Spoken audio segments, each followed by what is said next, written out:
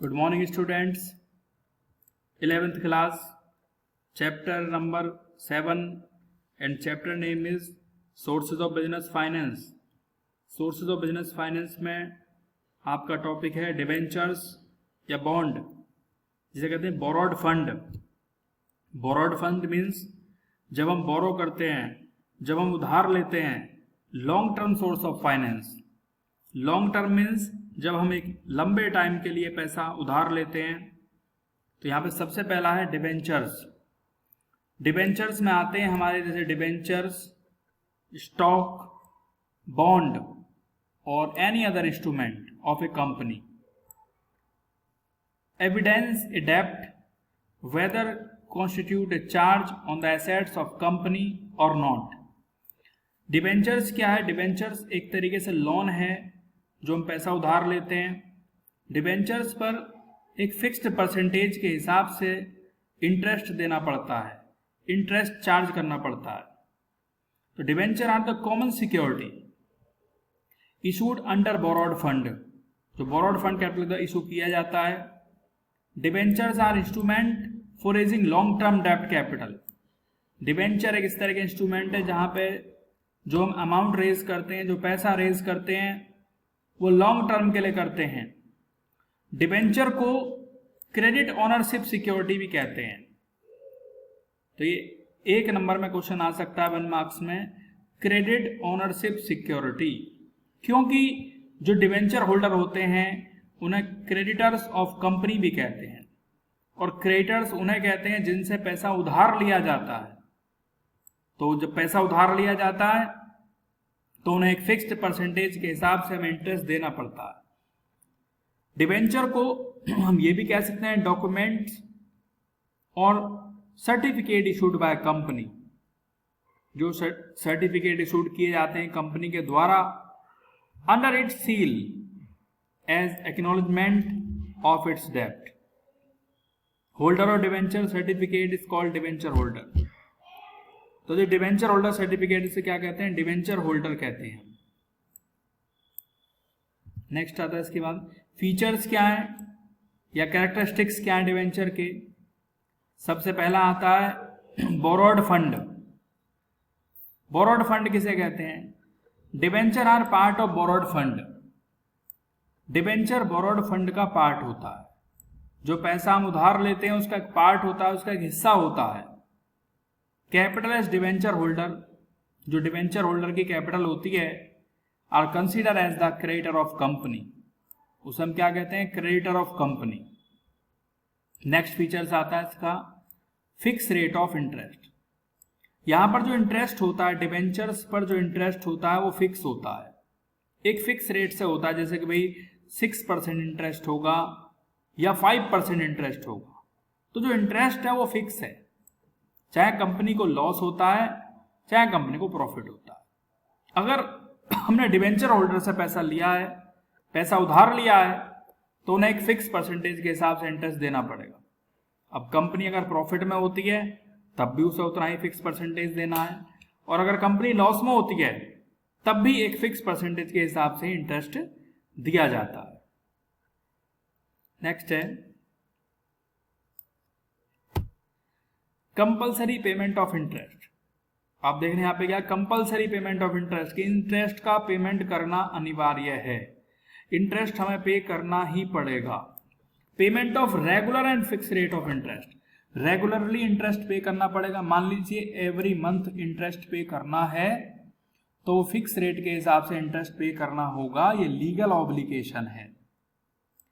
Company has to पे interest. Company को interest पे करना होगा टू इट्स डिबेंचर होल्डर, अपने डिबेंचर होल्डर को, चाहे उसे प्रॉफिट हो या ना हो. तो क्या है? कंपलसरी है कि भाई इतना इंटरेस्ट तो आपको पे करना ही है. नेक्स्ट आता है security. Most of the time debenture are issued against the charge of some fixed assets of company. जो डिबेंचर्स आर इशू किए जाते हैं वो फिक्स्ड एसेट्स की सिक्योरिटी के अगेंस्ट इशू किए जाते हैं. कि फिक्स्ड एसेट्स आपने रख दी. फिक्स्ड एसेट्स से मतलब है जैसे कि land, building, machinery, furniture, plant, इनके अगेंस्ट में हम लोन ले सकते हैं. तो सिक्योरिटी के against next redeemable. Redeemable means होता है पेमेंट करना, भुगतान करना। Debentures are always redeemed. Debentures का हमेशा पेमेंट किया जाता है। Paid back on expiry of fix period of time. Expiry से पहले एक फिक्स पीरियड ऑफ टाइम होगा तो उतने फिक्स पीरियड ऑफ टाइम में हमें उसका पेमेंट करना होगा। नेक्स्ट आता है नो वोटिंग राइट। इसमें किसी तरह का कोई वोटिंग अधिकार नहीं होता, कोई वोटिंग राइट नहीं होता।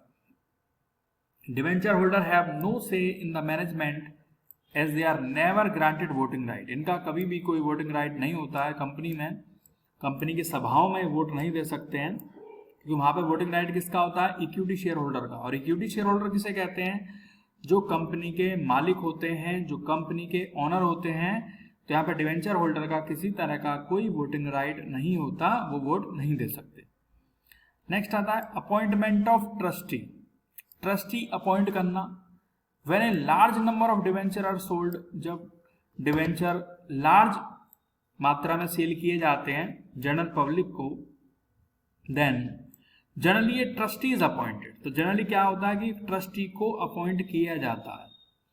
ट्रस्टी एक बैंक हो सकता है या कोई फाइनेंशियल इंस्टीट्यूशन हो सकता है। नेक्स्ट आता है इसका ये डिफरेंस है कि क्या क्या डिफरेंस होते हैं शेयर्स में और डिवेंचर्स में। तो शेयर्स में और डिवेंचर में जो पहला डिफरेंस है वो है नेचर। शेयर्स पार्ट होते हैं ओनर फंड का। शेयर्स क्या होता है? पार्ट, एक हिस्सा होता है ओनर फंड का, मालिक की कैपिटल का पार्ट होता है, जिसे शेयर होल्डर फंड भी कहते हैं और नेटवर्थ भी कहते हैं। इसके बाद डिवेंचर आ रहा पार्ट ऑफ बोरोड फंड। जो डिवेंचर्स होते हैं वो बोरोड फंड का पार्ट होते हैं। बोरो मीन्स जो हम पैसा उधार लेते हैं, तो उसका एक पार्ट है, उसका एक हिस्सा है। नेक्स्ट आता है difference non as status. Shareholder को हम ओनर कहते हैं कंपनी का, ये मालिक होते हैं कंपनी के, लेकिन जो डिवेंचर होल्डर होते हैं वो क्रेडिटर होते हैं कंपनी के। क्रेडिटर से मतलब ये होता है जिनसे पैसा हम उधार लेते हैं, जिनसे फाइनेंस हम उधार लेते हैं। नेक्स्ट आता है वोटिंग राइट।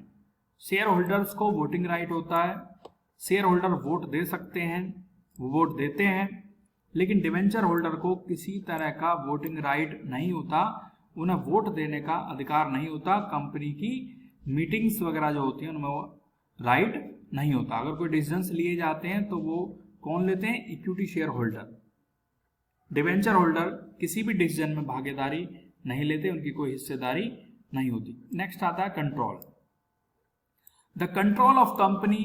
कंट्रोल जो होता है कंपनी का वो किसके हाथों में होता है? इक्विटी शेयर होल्डर के हाथों में होता है। Equity share holder means owner, उन्हीं के पास उसका कंट्रोल होता है। नेक्स्ट आता है डिवेंचर होल्डर के पास कोई कंट्रोल नहीं होता।